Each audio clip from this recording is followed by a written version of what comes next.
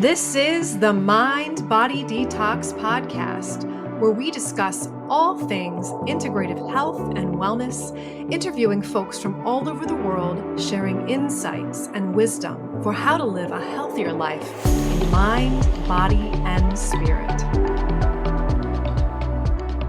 Welcome back, everyone, to the Mind Body Detox podcast. I'm your host, Mind Body Medium Karen Lovehart, and today we have Miss Allie Kochert back with us again. So if you have not listened to the past episodes, we will reference them. So Allie Kochert is an integrative therapist, a spiritual director, and a psychospiritual consultant. So the last episodes we did with her were working with healing trauma and burnout, and then we were talking about spiritually safe spaces. So we talked about those, and this particular episode, we're going to be going into the topic of burnout. So integrative approaches specifically and holistic approaches to burnout recovery. So let's bring Miss Allie back on the show. Hey, Kara. Nice to see you again. Hi, everyone. So you've been busy since we last connected. You've created some really cool retreats and some offerings you're doing. So I know we're going to talk about those today, but I guess before we dive into that, if anyone has not listened to our past episodes we've done together, it would be really beautiful if we could share what you do as far as working with trauma-informed services. You're trauma-informed in your care and your practices. You're an educator in that way. And there's a lot of chronic stress and burnout in our culture. So it would be really great for us to define that and what that actually is. Sure. Yeah. Well, trauma-informed care is sort of the crux of therapy in the therapy world. Many of us have heard that term, even if you're not in therapy, is being thrown around. But I think being trauma-informed is essential in any caregiving profession. So as an integrative therapist, I'm trained in trauma care. I utilize holistic practices, but as well as internal family systems and somatic experiencing, and lots of different trainings that come in to help me with orient myself to a healing embodied experience with clients. But in general, trauma is ubiquitous. It's everywhere. We've all experienced it on some level, big T and small t. There's lots of different definitions of what trauma is. We go into that a lot in those previous podcasts, but in general, it's an experience that gets us to a place of a felt sense of a lack of safety and security, where we have a risk to bodily harm, psychological harm, emotional harm. So those can be collective trauma that can be experienced in a collective, in a group. It can experience one-on-one. It can be a one-time thing. It can be over time, over childhood, for instance. When it comes to complex trauma, it tends to be childhood trauma. So trauma's, one of those things that that needs to be assessed with a caregiver, as well as something that you claim as your own, that we get to have the agency to say whether or not we feel like our boundaries have been violated, and we've been harmed. So and then burnout, is almost like a Venn diagram, in that there's an overlap between trauma and burnout. Not everyone with burnout has had trauma in the way that maybe they would describe, but a lot of people do. And a type of trauma that has often come up in burnout is vicarious trauma. So secondary trauma is another term. So it's the idea that when we work with people who have been through very difficult or painful experiences, traumatic loss, really major grief processes, if we work with people who have been harmed and we hear those stories, then we can carry the traumatic, experience with us, especially those of us who are sensitives and empaths and caregivers, that we can carry the trauma.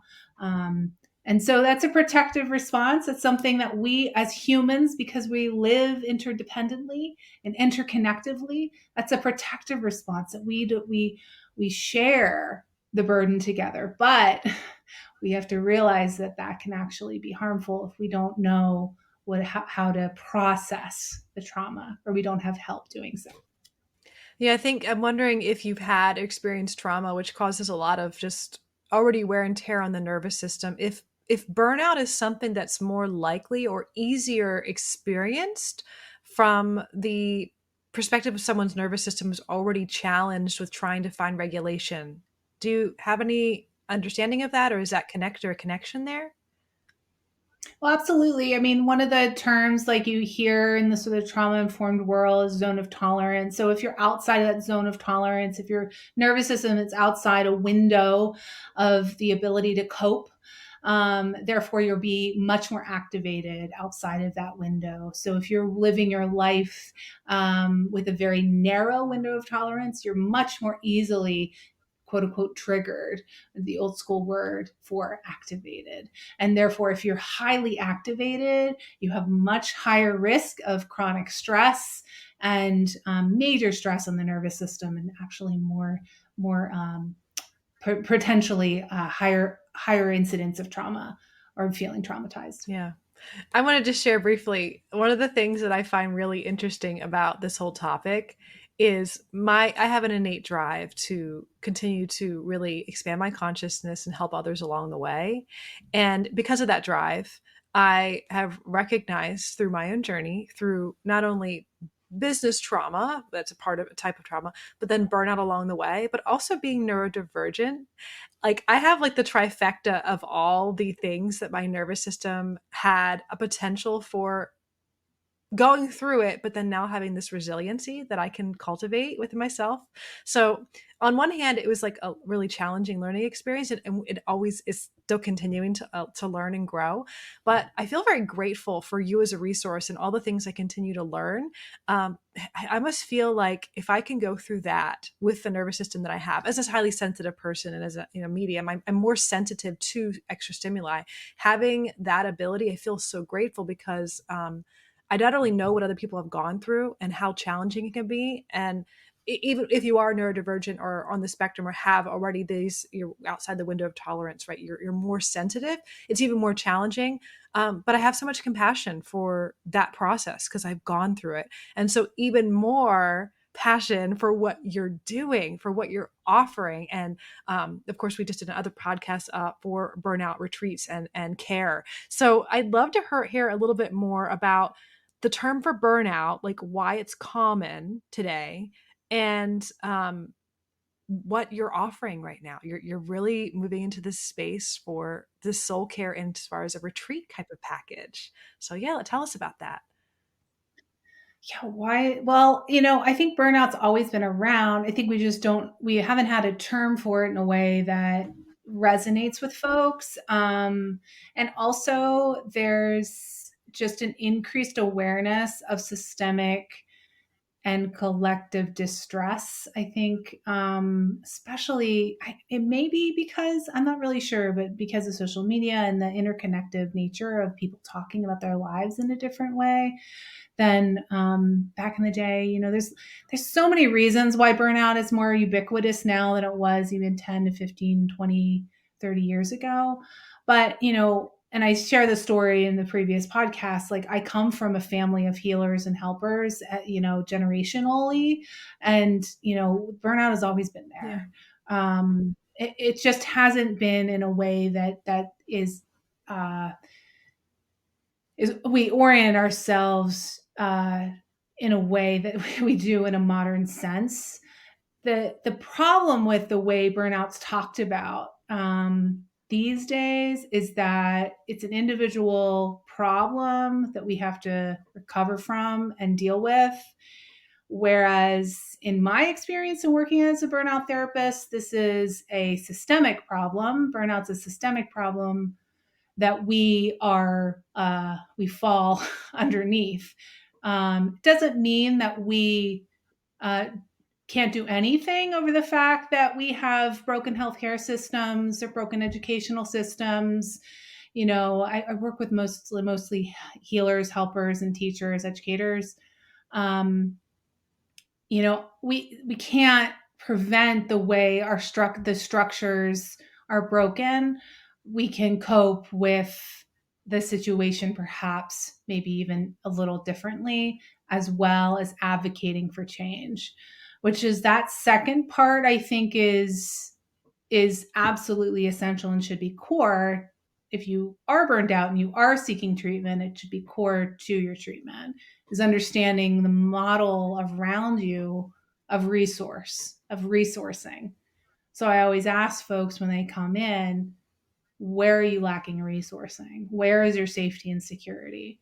That's number one before we even talk about self-care or relaxation response or even assessing trauma. It doesn't even matter if we don't feel like we are getting our needs met, safety and security. And that's really hard. That's really hard in the world because, with the changes in family structures, it could, someone could move, they could have a change in their economic status. Like there's a lot of things that are really connected to our safety, or that we've tied, other people, we've tied ourselves, not necessarily interdependently in a healthy way, but even codependently, where our safety can be threatened at any time. And that psychological safety even. So I think that's the biggest word that I've been contemplating that's happening in the world today, this sense of uncertainty, that word uncertainty. And how do we find a sense of security within that sense of uncertainty? Through, my spiritual practice, and I'm sure, some of the soul care offerings you're going to share today, but that's one of the biggest challenges I think we all have. Yeah. Yeah. Well, I think I would ask then, if someone would come to me and ask, I say they're uncertain, like, where is that voice coming from? Yeah. Is that your voice? Collectively. Sometimes, we're fed a line that things should be different. Things should be this way, that way. And it's not. When we start stepping back, we're like, wait, it looks a little differently when we start looking objectively at our lives about what we can control and like what are the things that we can do, or the way, if we can't advocate for change, who can advocate for us, and how can we harness a collective or interdependence in a way that's really essential for any kind of recovery. Yeah. I know that what we're moving into, we're going to talk about your retreat spaces, and I know that relates to people, but I just had a thought. One of the things we're going to be talking about coming up on the podcast for the themes is community and connection and creating safe spaces and community. And I think about the interconnection, that word interconnection, and how our culture, I don't know if it truly understands anymore. We talked about this in the past, with not having congregations or churches or spaces in which people gather and feel that sense of security from more of like a primal communal tribal state. We just don't have that. And I'm thinking about this, one of the things that has been the challenge when I said about the word uncertainty is a thing I see so much. And my journey recently has been being that kind of solid reminder for other people. It's going to be okay, and watching kind of, I feel like I have the eye of the storm and watching the hurricane all around me, kind of seeing it in the world of this fear, this uncertainty that people are experiencing, and seeing that it's very clear sometimes that there are resources, but not everyone, when you're in that state, you can't see, So I think that self-awareness is, like so crucial to the steps you're asking, like before you even go into talking about trauma or talking about self-care. Like, I think that's very amazing that you're doing that, and good to share with everyone that's listening too, in case they're working with someone. I think it's just, like you said, foundational. So.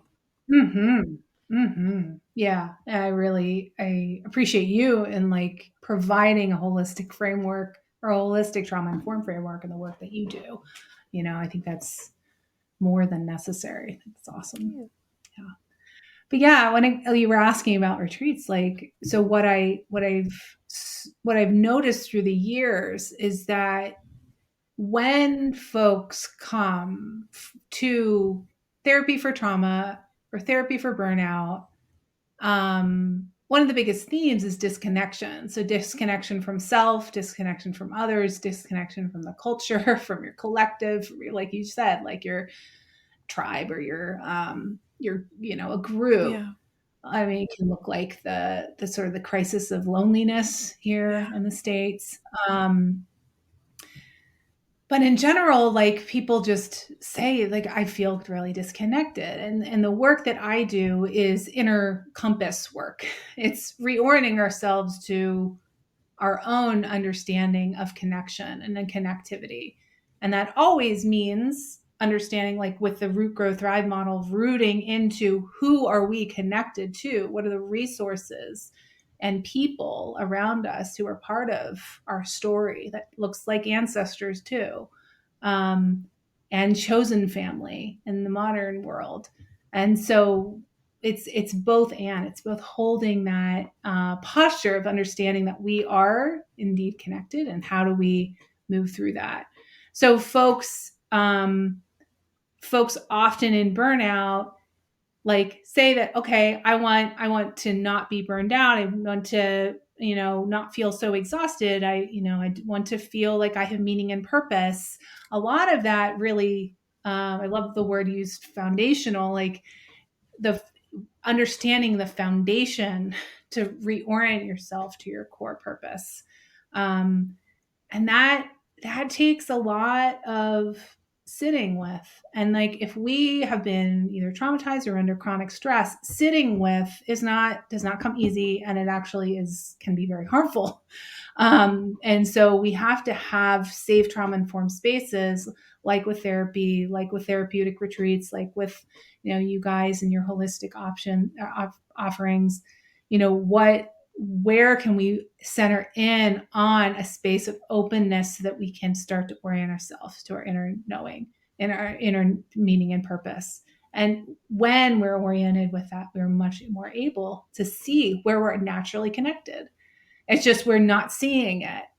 We're feeling disconnected, but that is not true. Yeah. So we're human living in human skin. We all have connections. So the therapeutic retreats that I've offer, and we can go into those, but they really are part and parcel of that model of reclaiming yourself with a capital S, And so when you're having these retreats, especially because you're going to be working in a holistic, integrative way, what are some of the ways you work in the retreat space with burnout, and maybe some of the mind body connections, and just some of the things that you're noticing as you work in the tools that you use? Yeah.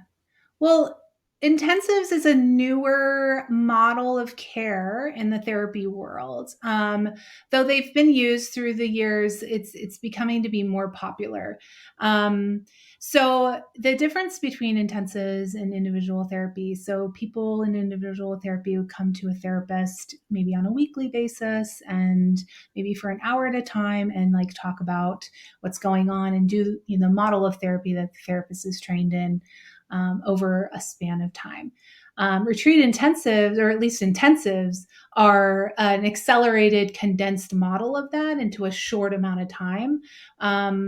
And so they usually last between 2 to 4 days and multiple hours per day.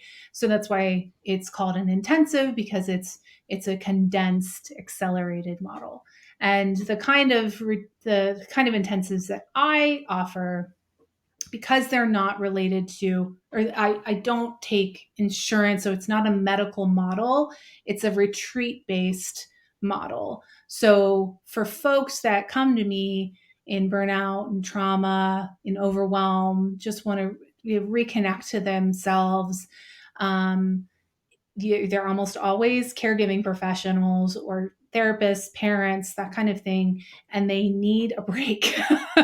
So, I mean, I get that. I mean, I'm a mom myself. I'm a therapist. I've been through burnout myself. I know the importance of that. So this is a curated and condensed model of care that's a one-on-one basis. It's actually online for people in PA, because I'm licensed in PA. So we would have over several days a deep dive into your intention. And so we do an intention setting session, We do the intensive, and then we have a intensive session. And during that, both of those 2 sessions to start and end, it's really, those are capstones to create a real nice container for folks to initiate their healing process. And then as far as the groups go, are they also available in person or are they only online? So these are one-on-one, and retreat intensives are one-on-one, and they are absolutely curated and collaborative for each person. They're totally online. So by and large, the clients that I see for retreat intensives, they are motivated to spend the time, like to take the time off during their weekday or weekend, and often take like an Airbnb or some kind of space to get away so that they have a space to do their work outside of their home. In part because most of the folks that I see are caregivers as well as home, and needing to get out of their own home is part of the work, and part of the need for a container. So it is online, and it doesn't mean that we're sitting doing therapy like one-on-one with your face in a screen the whole time. The kind of therapy I do, we get up, we have creative practice almost throughout the entire time. We turn off our screens, we go outside. It's a very facilitated model for movement and embodied experience. So, and every therapist has their own model. I'm just describing the ones that I do, but there's lots of therapists out there that do intensives, and they're all curated. They tend to be very curated to the experience of what your needs are.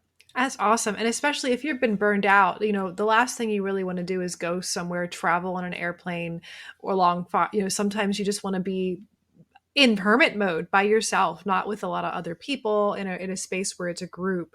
Because I know that is also an option for people. Sometimes people have been so disconnected, and that connection, I think, sometimes is what helps people come back online and get that sense of purpose, and connecting through other people's stories and seeing that they're not alone too. So I love that you have this really beautiful option for people. Now, I know that we haven't even done a lot of any more episodes like about you and some of the other offerings you offer integratively, as far as spiritually as well. I'd love to learn more about how you incorporate some of these modalities that you offer, because you are a dream work therapist and you practice astrology and tarot. And I'd love to see how those, when they're appropriate for a client, of course, when they give permission, consent, and that they're really into that, what is the process for that? And how does that work with your approach? Yeah, that's what's like so great especially about the intensives, is that they give, because they're a container, we can really do deep dives into models of care that are just innovative and really exploratory, in a way that maybe weekly therapy you just don't get to sometimes, with just like coming up with what's going on in your life, right? It's very an intentional container, right? So yeah, I am trained as a spiritual director in the Jungian mystical tradition, from the Hayden Institute. So I have dream work experience going back to when I was actually a teen. I'm doing dream work since then, and I have at least 10 years experience working the tarot, as well as about 5 years diving into natal astrology. And mostly because, I just find all of that to be such language of the soul. In general, the kind of orientation that I have in my therapy, it's soul care. It's not just psychological care. It's not just checking off a box of like, how can I stress less? Yeah, we do that, but we also, care for the soul. And so folks, when they are, tarot readers themselves, or when they have creative outlets, or they're creatives, or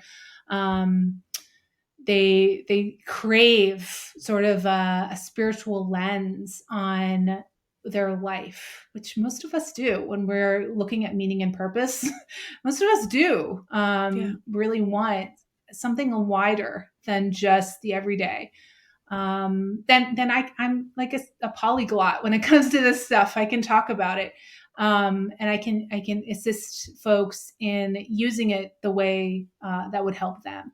So the way that I orient myself towards, for instance, tarot in integrative retreats would be if they want to use it and they're really creative or they're really curious about it, I use it as like a projective model of introspection. So to use it similar to art therapy or other creative models of projection that help us see our sides outside ourselves. Most of us have experience of like seeing an art, a piece of art and just really like feeling a tremendous amount of feelings with it. There's something about this piece of art that just draws me in. And so that's similar to what we do when it comes to using tarot, except we use archetypal imagery. We use collective kind of, imagery that resonates not just with one person. It's not just your story; it's our story. And so we do that. And then dream work is similar to that as well. When people are coming in with dreams, it's intensely sacred. Dreams are just beautifully sacred, and so we're held in a model of what this means for the client. Not me judging what their words are, even guiding them to say like this is what it means, but rather knowing the bigger story, understanding where they're coming from with their own either their challenges or their intention for healing, and then how can this dream be part of that story to initiate yourself closer to your meaning and purpose or your center, if that makes sense. I think that the fact that you are using these things, I think that the desire to know the self in a deeper way is what drives the opening in the doorway for expansion into utilizing these modalities. And I think that, in my opinion, I can understand for years as I've learned astrology and tarot and dream work and many different modalities for exploring the self. I was so confused as for years and years of therapy that I went through. I was like, why did they never ask me about my dreams? Why did we never talk about them? Why did we never explore through meditation or, this internal sense, the felt sense, the awareness? It was more just, let's just regurgitate and chat and hamster wheel on what was the biggest stress.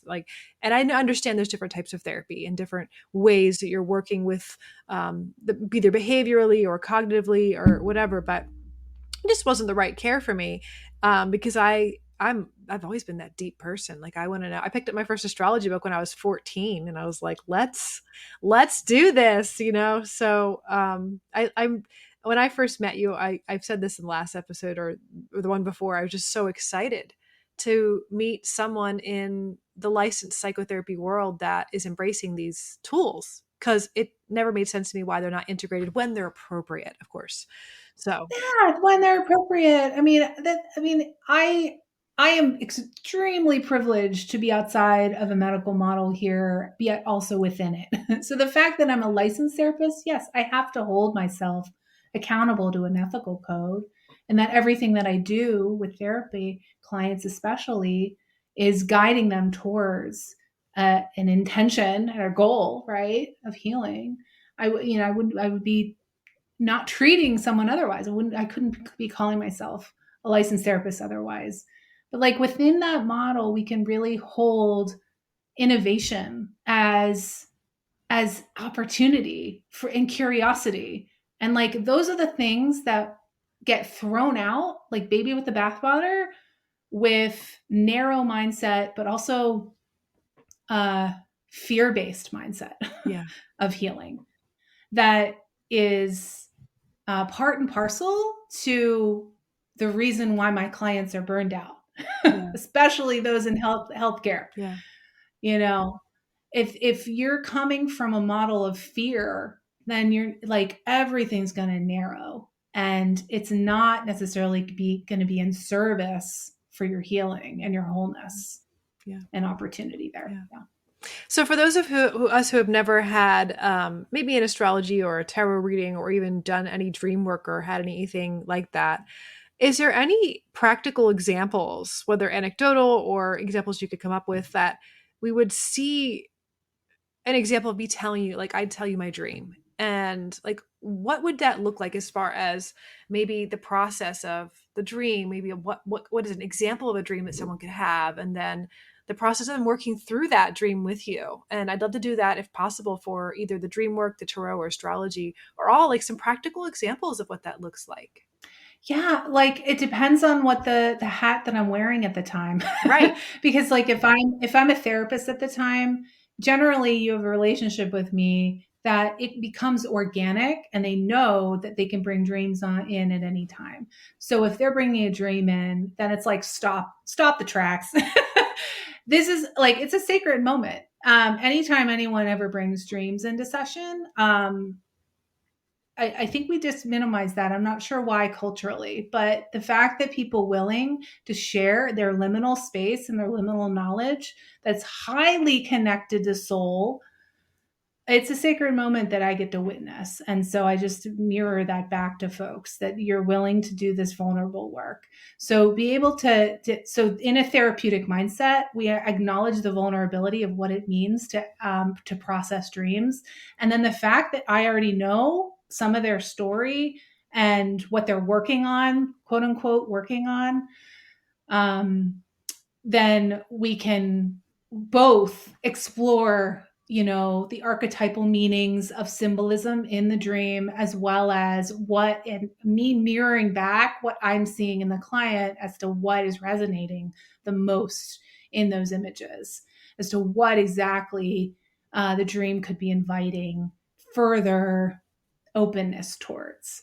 Dreams always come in the service of health and wholeness. Yes. Always. Even the horrible ones, even the nightmares. People don't believe that, but I promise you, always.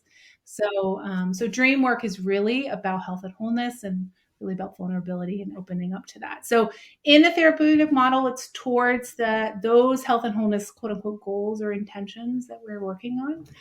But I also offer, as a spiritual director, dream work sessions. Yes. And it's a little bit of a different model in that people come, they know they're coming with a dream, and then we're going to process it together. And I'm going to just offer projections of my own onto the dream. If this were my dream, yeah. That's how I work with it. So I really orient myself to understanding, like, it's not my dream, but it is too. Yeah. So the Jungian model of collective unconscious, Google it if you're not aware of it. It's really fantastic. But the whole idea that all dreams are all of ours feels like but it's true, and working. So like if people are sharing their dream and I get to project onto it, it can really give them an aha. It's like, oh, I didn't see it that way. Yeah. I didn't see it that way. And so usually by the end of those spiritual direction / soul care dream work sessions, they're not therapy. It's separate. People go away with wheels turning. And I almost always offer them the suggestion to ask dream wisdom to give them another dream. Yeah. To offer another dream after we're done processing, in order to keep the creative ahas alive, so that it will keep moving in the direction of understanding what these images really mean for you and me. Yeah. One of the dreams that I process through, and I'll share through my burnout, one of my reoccurring dreams in my journey is being at water parks and being with water in a fun way. So water to me represents emotion. I love deep emotion. I love art. I love music. I love song. It's like a deep part of who I am. And during the process of my burnout and having to handle the role of multiple admin positions, I had to shut down a lot of my emotional response. You can't really, even though you get it, you have to just up, you got to do black and white. You got to keep going because there's a lot of things to do and you can't get lost in the emotion because you won't be productive and then you'll get farther behind. So what's really interesting is I started having my dreams come back online and started having dreams about water parks again. It was a good sign for me. Yeah, it was like I'm having water dreams again. I'm in Hawaii on the waves, and I'm like it's always these like beautiful spaces, and my emotions turn back online a lot. This was a lot of doing Kundalini practice too, for and a lot of body work to release that nervous system response, so I could get into that emotional space. But I feel like if I was working with you and you knew my backstory, like that processing will be even deeper because you have so many reflection points. So I just wanted to give that as an example to anyone out there that's never had any sort of dream or even looked at dream dictionaries for themselves. But that's just for me, and that's been a reoccurring dream my entire life. I love water parks, not really in the physical world, but just in my dreams. Like I love to play in emotion and experience deep emotion. So yeah, yeah. Yeah, and the tarot has been really paramount too. Or the what's really interesting is during the burnout process of okay, we don't have these administration positions, Kara has to do them. No matter what I did, I would shuffle the cards and I would pull the Emperor card and the fours, always the fours. And so, and my office manager, Emily, at the time, she kept starting to see the fours too. Like we just see repeating numbers, fours all the time, 444. And to me, I said to her, it is a reminder to my soul that you just need to keep going with the structure and continue to create the stability. Because, for those of you, four to me is a stable number. It's, a table has four legs. It's the secure structure that we were looking to build because there was so much over COVID, and every organization and the world has the stability was taken out. The carpet was swept out from underneath people. So that was the theme from the tarot. And we would laugh every time I do a tarot, just a card pull. Oh, there's the Emperor again, card number 4, And so it was beautiful when I started to see other things start to change in that pattern for myself. And that the 4 started to subside and say, it feels everything's been anchored and structured now. So yeah. Yeah. So that was just my sharing. I don't know if you have any stories or things you'd like to share as far as the tarot and examples at all. I just wanted to share that one. Well, just to riff on what you just said was, the emperor of self and other leadership is like inner leadership versus outer leadership, and like that dichotomy of understanding foundation requires self-knowledge. It requires us to have our feet on the floor. But it also requires us to be in community about what that means. And so to give of stable leader, like to create stable leadership, like in what you've done post burnout, like that's fantastic. If the tarot is like somewhere else and saying all the 5s, for instance, or all the 7s, or like it just would be a different type of energy that it would be, reflecting back maybe chaos or maybe uncertainty, or whether or not a fight is worth it. Yes. Whereas something like that really was, I imagine, quite grounding and reassuring, Yeah. which is so beautiful. And that's how I would work, regardless if it's therapy or spiritual direction with someone with tarot. It's really about what it means for you, Mm-hmm. and like what do you see? Mm-hmm. If someone's pulling a card, often they have their own cards. I initiate, do you want to pull a sure? Okay. So then we riff back and forth as to like what that, similar to dream work, like what could that mean for you and your story? How does this fit in? Um, and what's cool about the tarot, for those of you who are unfamiliar, it tells a story from 0 or 1 to, well, 0 for the major arcana, 0, all the way up. So there's an arc to the story, and similar to, the minor arcana too. There's already an arc of storytelling that you can insert yourself into the story of the tarot as to like, oh, where am I at on my journey? How can I reflect back what this means for me? And what is this for me and my wholeness reflected to me? Yeah. Yeah. So it's really a projective tool, for active imagination, to use a Jungian Yeah. word or term. It's really an active imagination. It's active. It's processing. It's really about. It's not about reading the Yes. future, or certainly not about me as a provider to project my stuff. It's more, what can we learn from your projections onto the image, or your projections onto your. Yeah.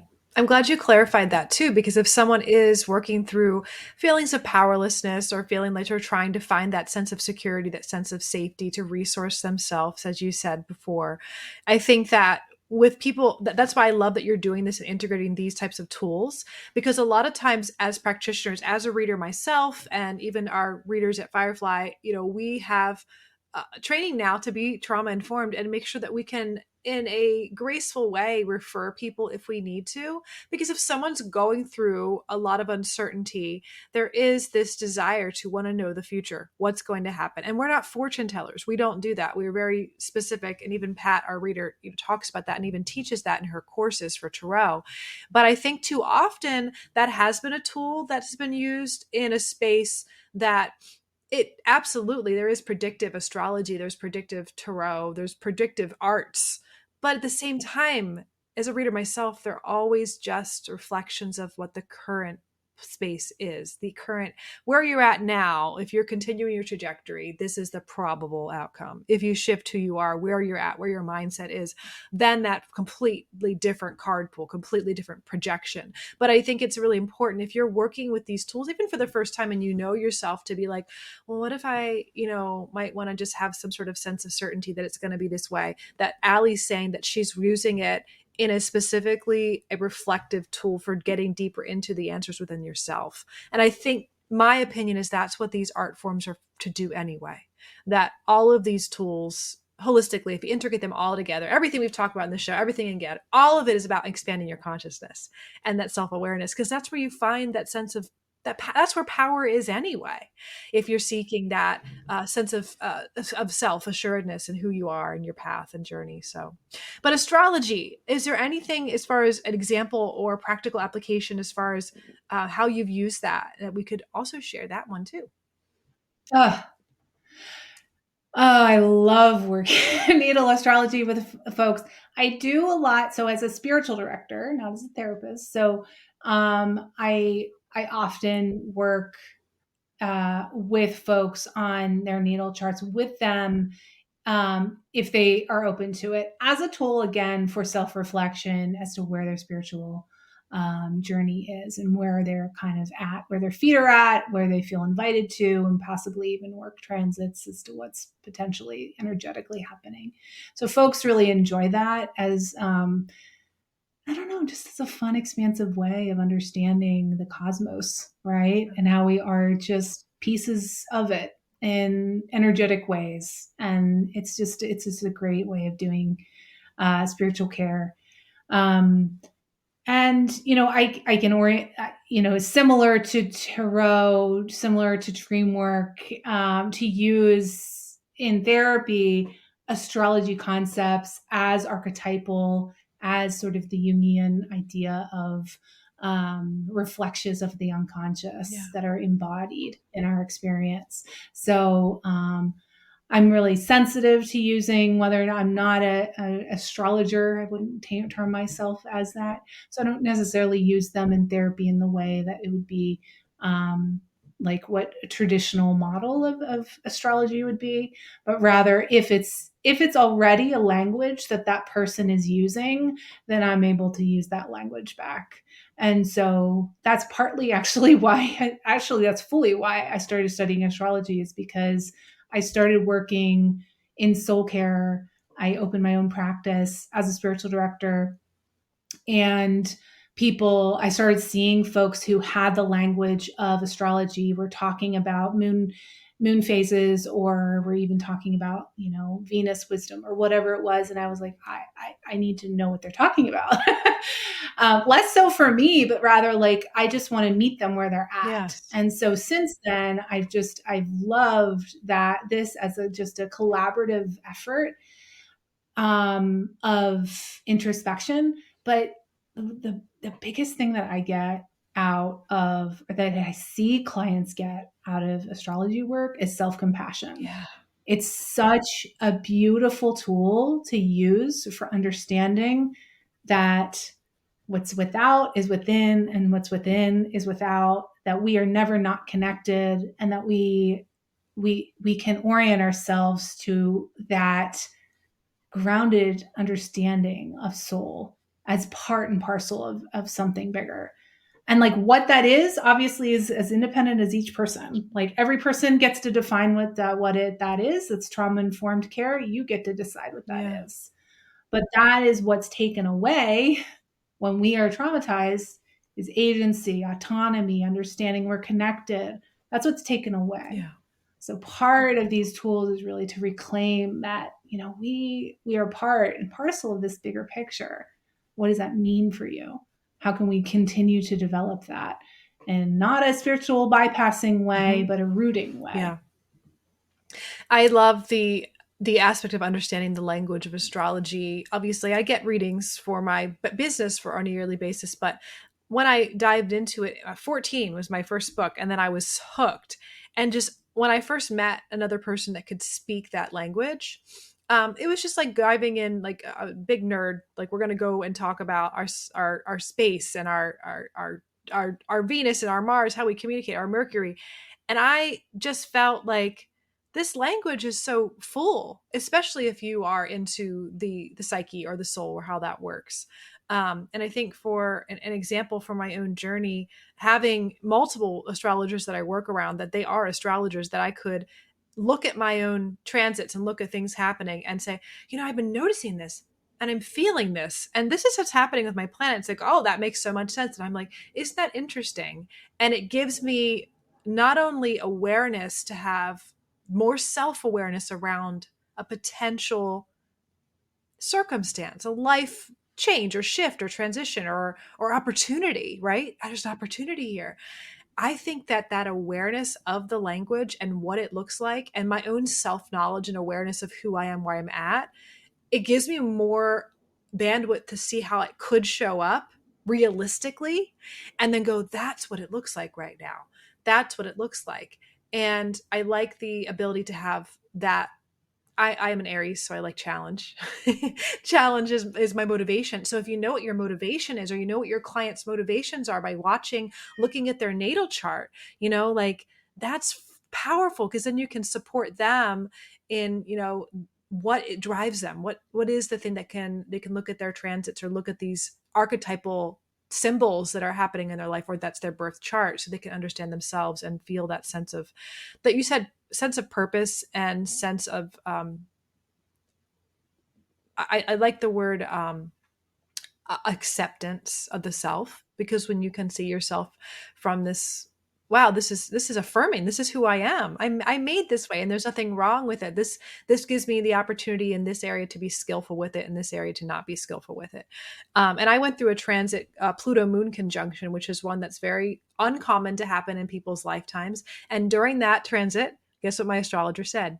You need to go see your counselor right now. You need to go even more so, because the moon sign is your unconscious. It's the depth of your intuition, these unseen things. And Pluto, the planet of rebirth, destruction, transformation, was going past this deep part of myself that was my inner childhood wounds, things that I'm like, I've done a lot of work in years. And I thought, when that came up, I was like, well, I've already done it. I continue to do work. And I was like, when it started hitting, I was like, oh yeah, she's right. Yeah. Oh, wow. And it's so cool to have the awareness, like, this is a transit. This is something that's like symbolically already here. It says it in the stars. And that made me feel supported by a higher power. It made me feel supported that this is an opportunity to transform. And I have the self-awareness to do it with help. and it's lasting for this period of time, which was really cool for me too, that because you always think it's not going to end. You're like, yeah, this too shall pass. So I feel like that really changed my journey, especially it was at the peak of my burnout. So thank God for astrology. Yeah, and I love that you said about just self-acceptance, but also understanding just a wider viewpoint on um, what the word that came to mind is invitation. Like, how am I invited into this concept? And that's really what creative practice is always about. Like, how am I invited in? Not someone else telling me what to do, or someone else directing Hmm. me, but rather like with my own agency, with connecting to my own inner wisdom that's been so just railroaded by my caregiving role, by my multiple roles, by my burnout, by so much. How can I orient myself to what I feel invited to do? Yeah. And yeah, it can be really fruitful. Yeah, I love that key component, and so for listeners who maybe are like really resonating with this, they are really curious about maybe retreat intensives or maybe just doing some Jungian dream work with you or any other of the services you're offering. Um, could you tell us a little bit more about that process and what it looks like to get in touch with you? Yeah, well, so I have free consultations. You just go on my website, rootgrowththrive.com, and click free consultation. You can schedule right away. For therapy, I see folks in Pennsylvania. I'm also out of state provider from Florida as well, but I see folks online for therapy. And we can assess in that 20-minute session, like what my services are best used for, if I could be of service to you. If not, like, I have great referrals, I'm here for providing like resources, so we can talk about like, oh, well, I may not be the best for you, but this person could be, etc. um, but yeah, that's basically it. I mean, if you are someone who's curious about retreat intensives, I have a special 30-minute retreat intensive consult on my Calendly links in my bio. We can link that, but we can, and then we talk about like, if you have an intention, if you have something you want to quote unquote get over, I have this thing, like I have this or that, or, um, or just feel off, or they didn't even need intention. But usually folks who come into intensives are like, they have something that's been picking at them that they're like, I'm ready to just let this go or move past. Some people, actually, about 50% of the folks that I see for retreat intensives or in therapeutic intensives, I'll have their own therapist. So we get to talk about whether or not I'd be in collaboration with their current therapist or not, and what that would look like for them, to make sure that they feel like they're onboarded and then offboarded with me, in a way that feels really uh, right for them. So it's really easy to get in touch with me. I mean, I'm an email away. And I do dream work and soul care. You can read about all that on my website, for people worldwide. So it's a non-therapy container, but it's spiritual direction. You can read about all that online. Yeah. Well, before I go into my final question, do you have anything else about our topic today for the integrative approaches for recovery and the intensives that you want to talk about or share? Yeah, I don't know. I mean, I think in general, like, people know when they're ready um for lack of a better word, healing. I mean, I think my I was like iffy feeling sometimes about the word healing, because I have an orientation that we're all whole, but this whole idea of like, I think we all know when we're ready to orient ourselves back to ourselves, and we have that little whisper that either something's not right, or that now is the time, or maybe just taking one tiny step to find the resource that's right for you. I think listen to that. listen to that intuition. It's there for a reason, and it's always been there. It's just, I would say, listen to your intuition. Yeah. Awesome. Well, the final question I really have is for listeners that maybe you're feeling overwhelmed or burned out, are there any first steps that you always recommend to start their healing journey, just to get started? Yeah, I mean, I think it just loop around to what we were saying in the beginning, assessing your safety and security. Like, where do you feel connected? If you can identify where your resources are currently. If there's one person who can be your advocate, who can be there for you, that would be on your side, who is that? And to use those resources, lean into them. And if you're finding a lot of red flags when you're sort of looking at your situation, to know that you're not alone. Like, there's so many resources out there for all types of people in all walks of life. And accessing them is just, it's one step towards feeling better. So, oftentimes when people come to me for consults, it's heartbreaking how long people wait. They just feel like they wait and they wait and they wait. It's like years. I mean, there's something like researchers says like 10 years till someone finally gets to therapy, something like that. But regardless, it's just, no one deserves to suffer. So, and no one deserves to struggle alone. It's not what we're meant to do. So, yeah. That's what I would say. Yeah. Thank you. I think that is absolutely perfect. But I hope you guys really liked this episode. I thank you so much for coming on again. I always want to talk longer with you. We have always so much we could talk about. Yeah. But if you guys do have a specific topic, actually, that you want us to go and talk with Allie in at length, please let us know. Actually, please do, because there's so much more. We could even go into a whole episode on Jungian dream work, I'm sure. So yeah, for sure. But other than that, thanks for being here, Miss Allie. And we will see you guys later. Thank you guys for tuning in, and be well till next time, my friends. Thank you for listening to the Mind Body Detox podcast. If you love this podcast, share it with others and leave us a review. Your reviews help us more than you know and supports us continuing to make episodes and being heard from all over the world. You can also follow the link in our show notes to submit a topic that you would like to hear on the show.